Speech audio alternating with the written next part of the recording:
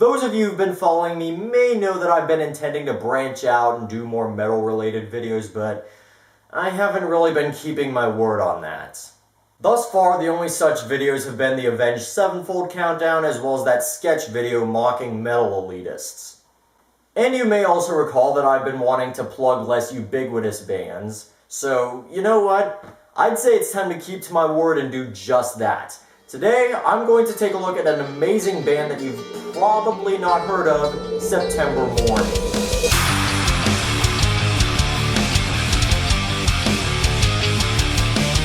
The first thing I should probably mention about this band is that music is not their only output.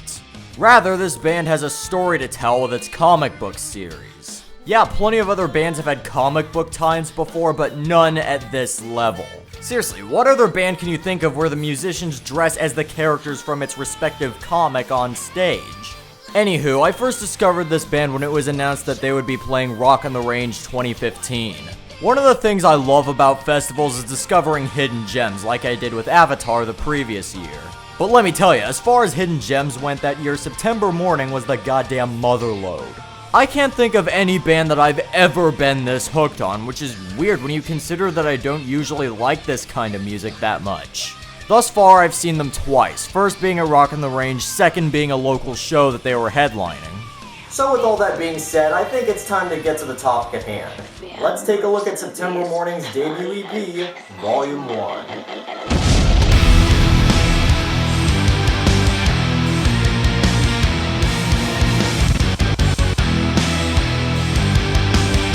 The first thing I should bring up about this album is its unique sound.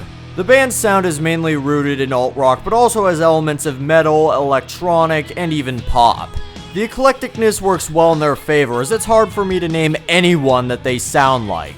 The closest example I can think of would be post-2005 Korn, with a larger emphasis on atmospherics. Also helping matters is how unique September, aka Emily Lazar, sounds as a vocalist. But uniqueness alone can't make a band, so I think the question to ask is, can their music stand on its own merit?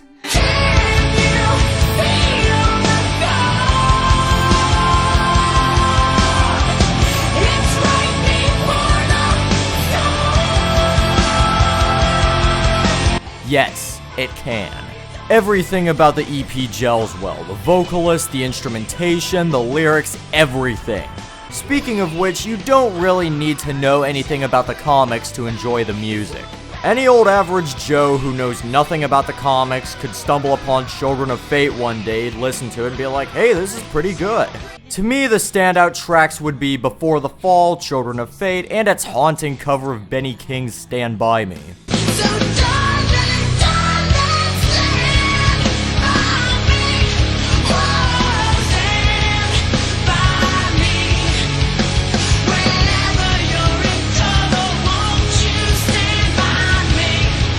Bottom line, if you like alt-rock or alt-metal, give these guys and girl a listen, you won't regret it. So now that I've told you why this band needs more love, I think I'm gonna end this video with some creepy trivia. The cover of Stand By Me was actually released onto the internet the same day it was announced that Benny King had died. That alone is unsettling enough, but it gets even worse when you take into account the band's concept. You know, they're reapers, they take souls. So does that mean that they really are reapers, that this isn't an act?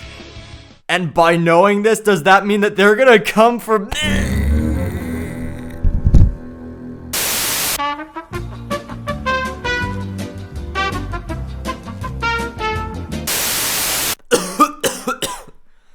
I'm fine. It's just a bad case of heartburn, but still, right? You saw what happened there. I was talking all about how there's this great big Reaper conspiracy, and then I get heartburn at that exact moment.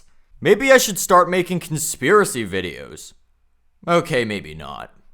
So with that being said, if you're new here and you want to check out a couple more of my videos, on the left there's a link to my top 10 MKX fatalities list. If you like what you heard from the band and want to listen to them without me blabbering over it, on the right there's a link to the Children of Fate lyric video. Thank you for watching, this is the Spirit of Vengeance, and I'll see y'all later.